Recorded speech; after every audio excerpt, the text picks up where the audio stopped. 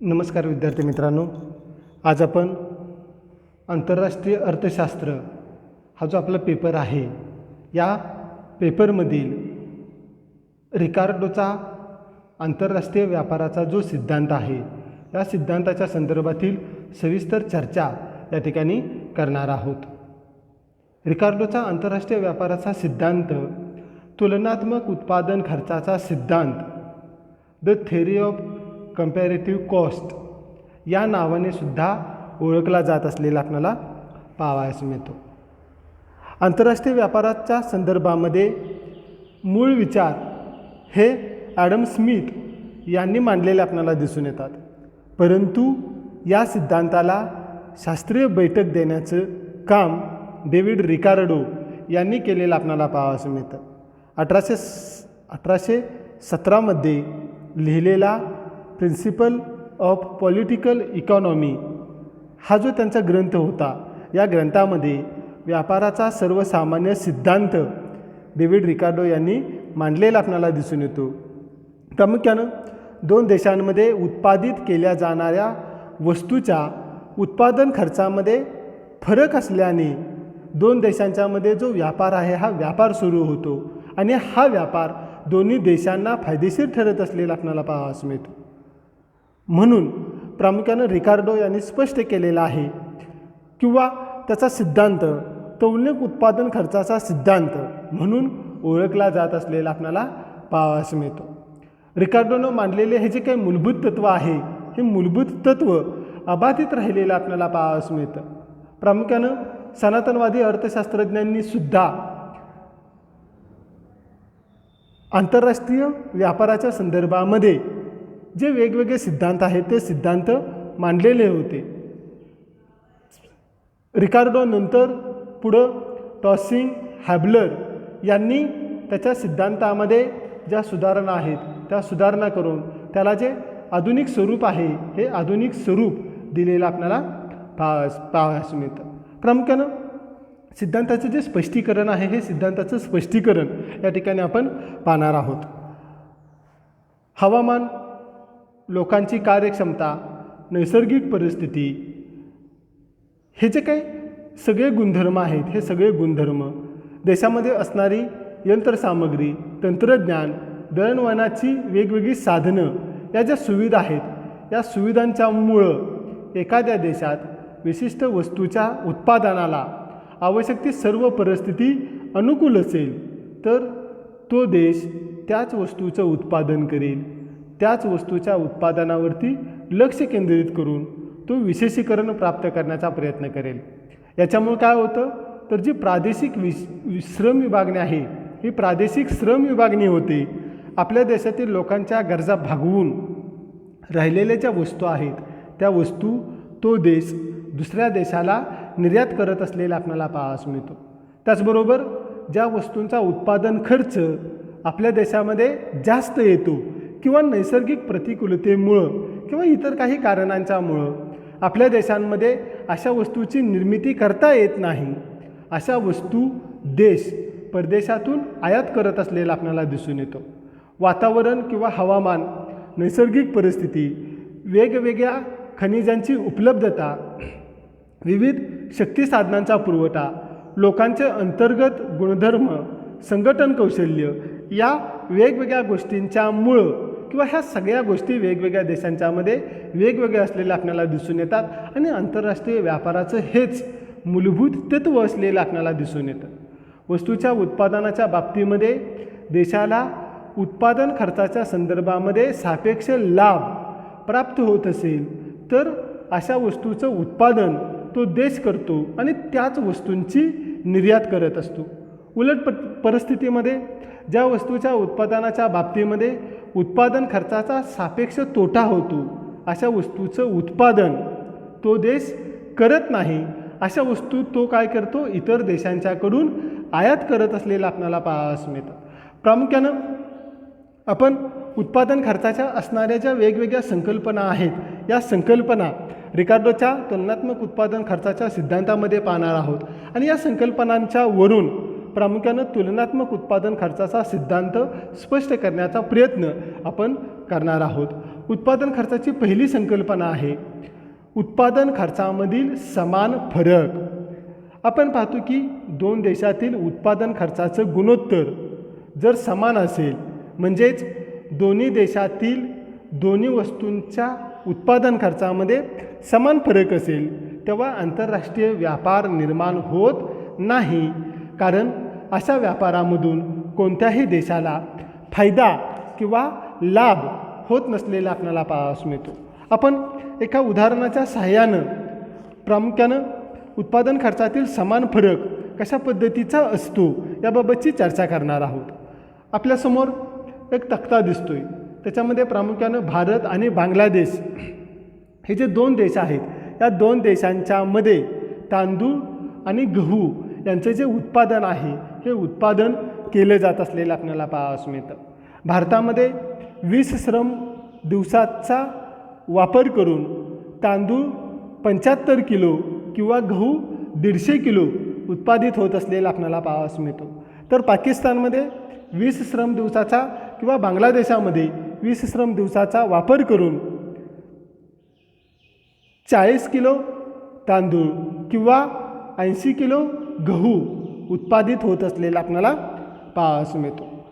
प्रामुख्यानं हे जे उदाहरण आहे या उदाहरणामध्ये भारत तांदूळ आणि गहू यांचा जर विनिमय दर आपण पाहिला तर आपल्या लक्षात येते की भारतामध्ये तांदूळ आणि गहू यांचा विनिमय दर 1 किलो तांदूळ बरोबर 2 किलो गहू एवढा असलेला आपल्याला पाहावयास मिळतो. म्हणजेच की भारतातील अंतर्गत विनिमय दर जर आपण विचारात घेतला तर 1 किलो तांदळाच्या मोबदल्यामध्ये 2 किलो गहू प्राप्त होत असलेले आपल्याला पाहावयास मिळतात. तर बांगलादेशामध्ये सुद्धा या दोन्ही वस्तूतील विनिमय दर 1 किलो तांदूळ बरोबर 2 किलो गहू असाच असलेला आपल्याला पाहावयास मिळतो. या दोन्ही देशातील उत्पादन खर्चाचं गुणोत्तर समान असल्यामुळं आंतरराष्ट्रीय व्यापारामध्ये कोणालाही लाभ मिळणार नाही आणि अशा परिस्थितीमध्ये आंतरराष्ट्रीय व्यापारसुद्धा निर्माण होणार नाही. कारण दोन्ही देशांच्यामध्ये तांदूळ आणि गहू यांचं उत्पादन हे समान होत असलेलं आपल्याला पाहावयास मिळतं. म्हणजेच की उत्पादन खर्चामध्ये हा जो समान फरक आहे हा समान फरक या ठिकाणी आपल्याला दिसून येतो. त्यानंतर उत्पादन खर्चाची दुसरी संकल्पना आपण पाहणार आहोत उत्पादन खर्चामध्ये निरपेक्ष लाभ. प्रामुख्यानं एखाद्या देशाला एखाद्या वस्तूच्या उत्पादनात दुसऱ्या देशापेक्षा तुलनेने निरपेक्ष लाभ जर प्राप्त होत असेल व दुसऱ्या देशाला दुसऱ्या वस्तूच्या उत्पादनामध्ये निरपेक्ष लाभ जर प्राप्त होत असेल तर दोन्ही देशांना आंतरराष्ट्रीय व्यापारामुळं लाभ प्राप्त होत असलेला आपल्याला पाहावयास मिळतो आणि अशा परिस्थितीमध्ये प्रामुख्यानं आंतरराष्ट्रीय व्यापार सुरू होत असलेला आपल्याला पाहावयास मिळतो. वरीलप्रमाणेच आपण या ठिकाणी सुद्धा एक काल्पनिक उदाहरण घेणार आहोत आणि त्याच्या माध्यमातून उत्पादन खर्चामध्ये असणारा निरपेक्ष लाभ नेमका कशा पद्धतीचा आहे या संदर्भातील माहिती घेणार आहोत.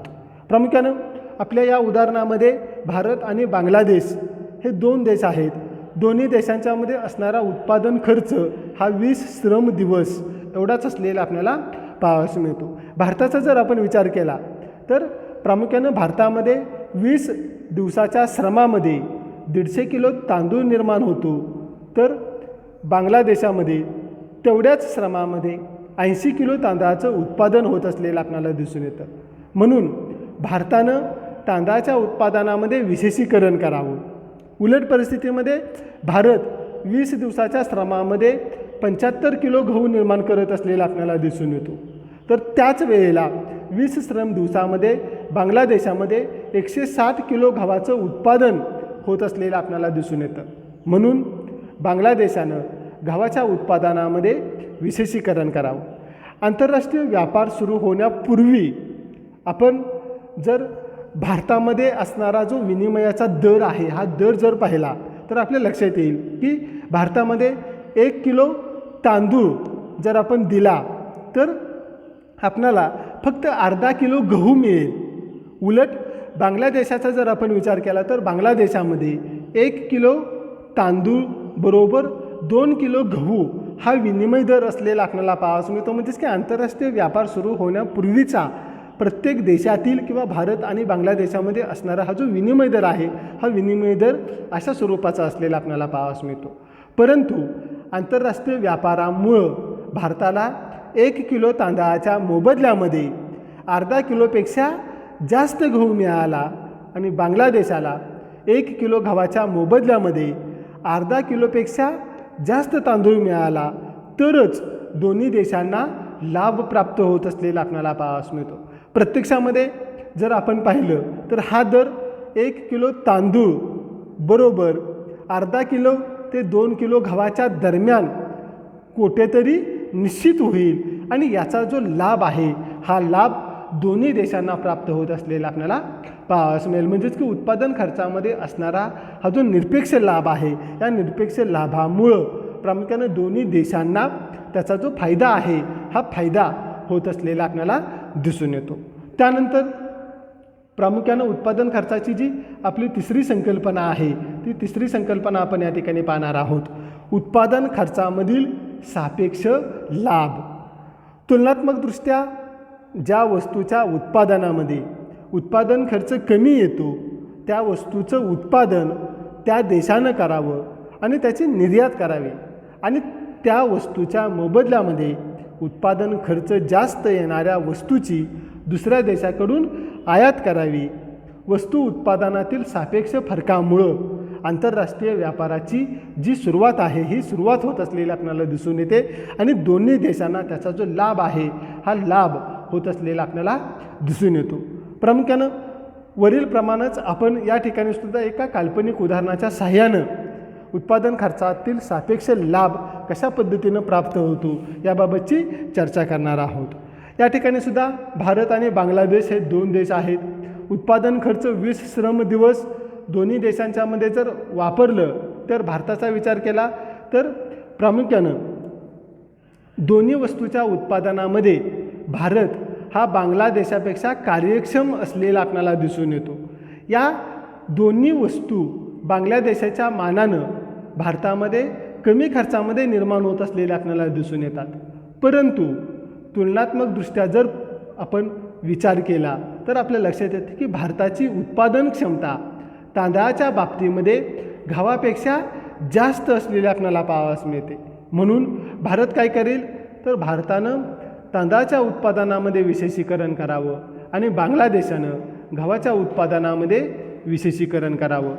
व्यापारापूर्वी या दोन्ही देशांच्यामध्ये दोन वस्तूंमधील विनिमय दर जर आपण पाहिला तर भारतामध्ये 1 किलो तांदूळ बरोबर 1 किलो गहू असा विनिमय दर प्रस्थापित होतो, तर बांगलादेशामध्ये 1 किलो तांदूळ बरोबर 2 किलो गहू असा विनिमय दर असलेला आपल्याला पाहावयास मिळतो. अर्थात आंतरराष्ट्रीय व्यापारामुळं भारत 1 किलो तांदळाच्या मोबदल्यात 1 किलो गव्हापेक्षा जास्त गहू मिळावा अशी अपेक्षा धरेल, तर बांगलादेश 1 किलो तांदळाच्या मोबदल्यामध्ये 2 किलोपेक्षा थोडा कमी गहू देण्यास तयार होईल. प्रत्यक्षातील विनिमय दर हा 1 किलो तांदूळ बरोबर 1 ते 2 किलो गहू या दरम्यान निश्चित होईल आणि हा जो निश्चित झालेला विनिमय दर आहे, हा दर दोन्ही देशांना फायदेशीर ठरत असलेला आपल्याला पाहावयास मिळतो. अशा पद्धतीनं प्रामुख्यानं तुलनात्मक उत्पादन खर्चाचा जो सिद्धांत आहे, हा सिद्धांत पाहत असताना उत्पादन खर्चाच्या ज्या संकल्पना आहेत त्यामध्ये उत्पादन खर्चातील समान फरक, उत्पादन खर्चातील निरपेक्ष लाभ, उत्पादन खर्चातील सापेक्ष लाभ, या ज्या 3 संकल्पना आहेत त्या या ठिकाणी आपण पाहिलेल्या आहेत. यानंतर यातला जो पुढचा भाग आहे त्याकडे आपण वळणार आहोत की सिद्धांताची काही गृहीत या ठिकाणी थोडक्यामध्ये आपण विचारात घेणार आहोत. त्यामध्ये पहिलं गृहीत आहे मजूर हा एकमेव उत्पादन घटक आहे आणि श्रम खर्च हा उत्पादनाचा खर्च असतो. श्रम या उत्पादन घटकाची सर्व परिमाणे समरूपी असलेले आपल्याला पाहावयास मिळतात. हे पहिलं गृहीतक आहे. दुसरं आहे आंतरराष्ट्रीय व्यापारामध्ये वाहतुकीचा खर्च काहीही नसतो, हे दुसरं गृहीत आहे. तिसरं आहे उत्पादनात क्षेत्रीय स्थिर उत्पादन फलाचा अनुभव येत असलेला आपल्याला पाहावयास मिळतो. चौथं गृहीत आहे की आंतरराष्ट्रीय व्यापारावरती कोणतीही बंधने असत नाहीत. दोन्ही देशांनी खुल्या व्यापारी धोरणाचा जो अवलंब आहे हा अवलंब केलेला आपल्याला दिसून येतो. 5वं गृहीतक आपल्याला सांगता येतं की आंतरराष्ट्रीय व्यापारामध्ये फक्त 2च देश भाग घेतात आणि फक्त 2 वस्तूंच्या मध्येच व्यापार चालतो. हे 5वं गृहीत आहे. 6वं आहे उत्पादक घटक देशातल्या देशामध्ये गतिशील असतात, मात्र आंतरराष्ट्रीय क्षेत्रामध्ये हे घटक गतिहीन असलेले आपल्याला पाहावयास मिळतात. 7वं गृहीत आपल्याला सांगता येतं की दोन्ही देशांच्यामध्ये पूर्ण रोजगाराची परिस्थिती असलेली आपल्याला दिसून येते. 8वं गृहीत आपल्याला सांगता येतं आर्थिकदृष्ट्या दोन्ही देश समान विकासाच्या पातळीवरती असतात आणि व्यापारामध्ये समाविष्ट झालेल्या वस्तूसुद्धा सारख्याच महत्त्वाच्या असलेल्या आपल्याला पाहावयास मिळतात. आणि पुढचं 9वं गृहीत आपल्याला गृहीतक सांगता येतं की दोन्ही देशांच्यामध्ये सुवर्ण परिमाण चलन पद्धत असून सारखंच चलन परिमाण असतं. चलन संख्यामान सिद्धांत या ठिकाणी कार्यवाहीत असलेला आपल्याला दिसून येतो. 10वं गृहीत आपल्याला सांगता येतं वस्तूची मागणी ही स्थिर असलेली आपल्याला पाहावयास मिळते. अशा पद्धतीने ही जी वेगवेगळी गृहीतं आहेत ही वेगवेगळी गृहीतं रिकार्डोनं आपल्या सिद्धांतामध्ये विचारात घेतलेली आपल्याला पाहावयास मिळतात. प्रामुख्यानं सिद्धांत मांडत असताना ही वेगवेगळी गृहीते विचारात जरी घेतलेली असली तरी सिद्धांतावरती काही प्रमाणामध्ये ज्या टीका आहेत या टीका केल्या गेलेल्या आपल्याला पाहावयास मिळतात. सनातनवाद्यांचा असणारा हा जो काही आंतरराष्ट्रीय व्यापाराचा तौलनिक उत्पादन खर्चाचा सिद्धांत आहे हा दीर्घ कालावधीपर्यंत अर्थशास्त्रामध्ये त्याला मान्यता मिळालेली होती, परंतु अवास्तव गृहीतामुळं या सिद्धांतावरती ओव्हलिन, हॅबलर इत्यादी जे काही अर्थशास्त्रज्ञ आहेत त्यांनी मोठ्या प्रमाणामध्ये ज्या टीका आहेत या टीका केलेल्या आपल्याला पाहावयास मिळतात. त्यातील पहिली टीका आहे उत्पादनाच्या इतर घटकांचा विचार नाही. सिद्धांतामध्ये श्रम खर्च या गृहीतावरती हा सिद्धांत आधारित आहे, परंतु वस्तूच्या उत्पादनासाठी मजुराला मजुरी द्यावी लागते. त्याचप्रमाणे उत्पादनामध्ये भाग घेणाऱ्या भांडवल, संयोजक, जमीन या घटकांना व्याज, नफा, खंड हे जे मोबदले आहेत हे मोबदले द्यावे लागत असलेले आपल्याला दिसून येतात. कोणत्या वस्तूच्या उत्पादन या भूमी, श्रम, भांडवल, संयोजक या 4 घटकाशिवाय होत नाही, म्हणून फक्त मजुरी हा एकच उत्पादनाचा खर्च मानणे अयोग्य असल्याची टीका केली गेलेली आपल्याला दिसून येते. ही पहिली टीका आपल्याला स्पष्ट करता येते. दुसरी टीका आहे वाहतूक खर्चाचा विचार नाही. सिद्धांत मांडत असताना वाहतूक खर्चाचा विचार केला गेलेला नाही, परंतु आंतरराष्ट्रीय व्यापारामध्ये वाहतुकीचा खर्च हा त्या वस्तूच्या उत्पादन खर्चापेक्षा बऱ्याच वेळेला जास्त येतो. आंतरराष्ट्रीय व्यापारामध्ये वाहतूक खर्चाचा विचार न केल्यामुळं बऱ्याच वेळेला व्यापार घडून येत नाही. वाहतूक खर्चाच्या अस्तित्वामुळं आंतरराष्ट्रीय व्यापारामध्ये समाविष्ट न होणाऱ्या वस्तूंचा एक वेगळा प्रकार या ठिकाणी निर्माण होत असलेला आपल्याला पाहावयास मिळतो. रिकार्डोनं आपल्या सिद्धांतामध्ये वाहतुकीचा खर्च विचारात घेतलेला नाही अशा स्वरूपाची टीका केली गेलेली आपल्याला दिसून येते. त्यानंतरची तिसरी टीका आहे स्थिर फलाचा नियम चुकीचा. स्थिर उत्पादन फलाचा नियम हे गृहीतच आक्षेपार्ह असलेलं आपल्याला दिसून येतं, कारण सर्वत्र उत्पादन क्षेत्रामध्ये स्थिर उत्पादन फल कार्यवाहीत असतं असं मानणं चुकीचं आहे. प्रत्यक्षात उत्पादन वाढत्या किंवा घटत्या फलाच्या नियमानुसार होत असलेलं आपल्याला पाहावयास मिळतं.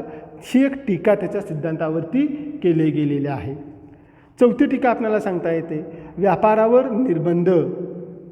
आधुनिक कालावधीमध्ये आपण पाहतो की प्रत्येक देश आंतरराष्ट्रीय व्यापारावरती विविध निर्बंध घालत असलेला आपल्याला पाहावयास मिळतो.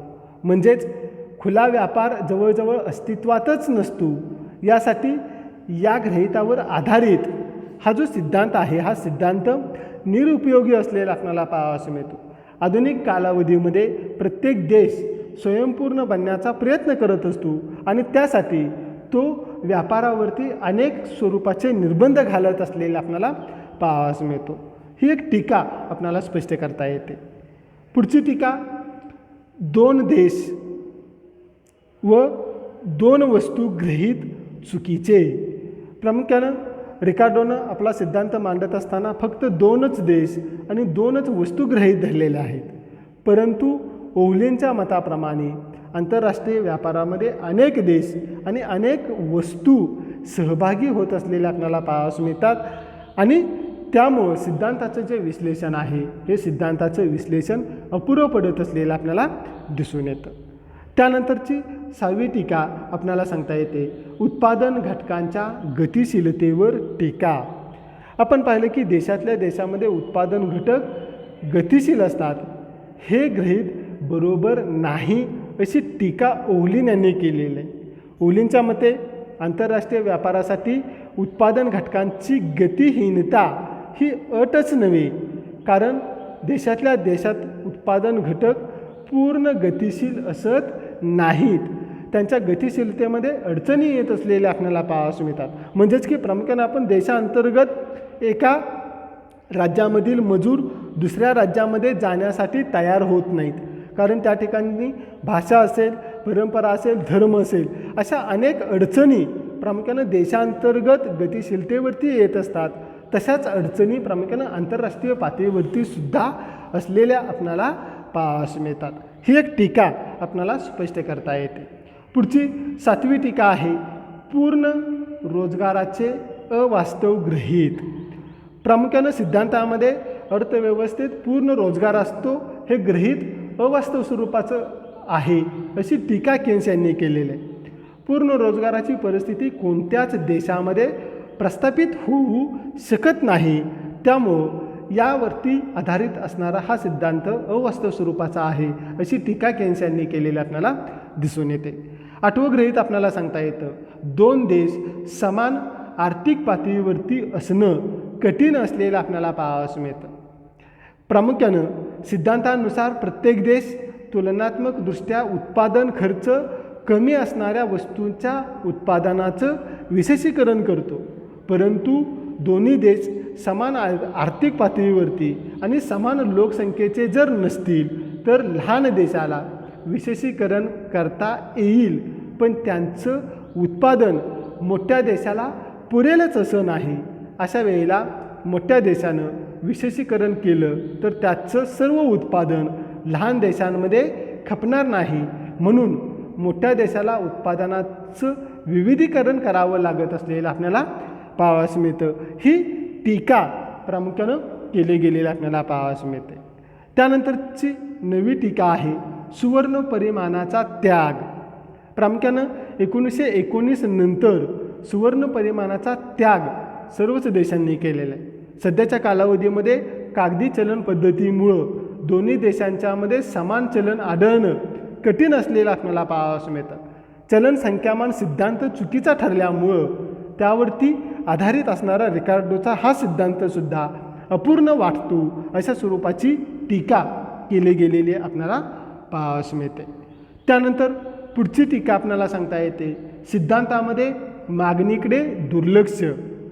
प्रामुख्यानं वस्तूंच्या किमती वस्तूच्या उत्पादन खर्चावरून ठरत असतात, म्हणजेच वस्तूच्या पुरवठ्याकडे लक्ष दिलेलं आहे, मात्र मागणी स्थिर असते असं मानून मागणीकडे दुर्लक्ष केलेलं आपल्याला दिसून येतं. मागणीची लवचिकतासुद्धा या ठिकाणी विचारात घेतलेली नाही, त्यामुळे हा सिद्धांत एकांगी वाटत असलेला आपल्याला दिसून येतो. मागणी पुरवठ्याच्या समतोलाचा विचार या ठिकाणी केलेला नाही, ही एक टीका केली गेलेली आपल्याला पाहावयास मिळते. 11वी टीका आपल्याला सांगता येते संरक्षणाचा विचार नाही. प्रत्येक देशाच्या संरक्षणाचा विचार जर आपण केला तर अशा वस्तू अन्य देशांकडून स्वस्त जरी मिळत असल्या तरी त्यांचं उत्पादन देशामध्ये करणं हे हितकारक ठरत असलेलं आपल्याला पाहावयास मिळतं. उदाहरणार्थ युद्ध साहित्य असेल, हे युद्ध साहित्य परदेशामध्ये जरी स्वस्त मिळत असलं तरी त्याचं उत्पादन देशामध्येच सुरू करणं हे देशाच्या संरक्षणाच्या दृष्टिकोनातून फायदेशीर ठरत असलेलं आपल्याला पाहावयास मिळतं. या बाबतीमध्ये रिकार्डोचा सिद्धांत उपयुक्त ठरत नाही. त्यानंतरची 12वी टीका आपल्याला सांगता येते स्वावलंबन प्राप्तीचा विचार नाही. आपण पाहतो की अनेक वस्तूंच्या उत्पादनामध्ये नैसर्गिक फायदे मिळत नसतानासुद्धा वस्तूचं देशात उत्पादन व्हावं असा प्रयत्न प्रत्येक देश करत असलेला आपल्याला पाहावयास मिळतो. अशा परिस्थितीमध्ये आंतरराष्ट्रीय विशेषीकरण मागं पडत असलेलं आपल्याला पाहावयास मिळतं. काही वेळेला एखाद्या वस्तूचं देशात उत्पादन केलं जात असतानाही ती वस्तू दुसऱ्या देशातून आयात केली जात असलेली आपल्याला पाहावयास मिळते. म्हणजेच प्रामुख्यानं अशा परिस्थितीमध्ये रिकार्डोचा सिद्धांत लागू पडत नसल्याची टीका केली गेलेली आपल्याला पाहावयास मिळते. आणि शेवटची टीका आपल्याला सांगता येते, गतिमानतेचा अभाव. सिद्धांतामध्ये दोन देशातील व्यापाराबाबतच्या अटी आणि नियम हे पूर्णपणे स्पष्ट केलेले आपल्याला दिसून येत नाहीत.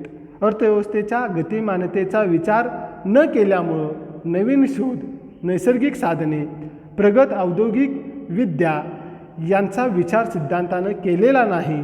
रिकार्डोनं आदर्श आणि कल्याणकारी व्यापाराची संकल्पना मांडून खुल्या व्यापाराचं समर्थन केलं, पण प्रत्यक्षात व्यापारामध्ये वस्तुनिष्ठ दृष्टिकोन स्वीकारला जातो.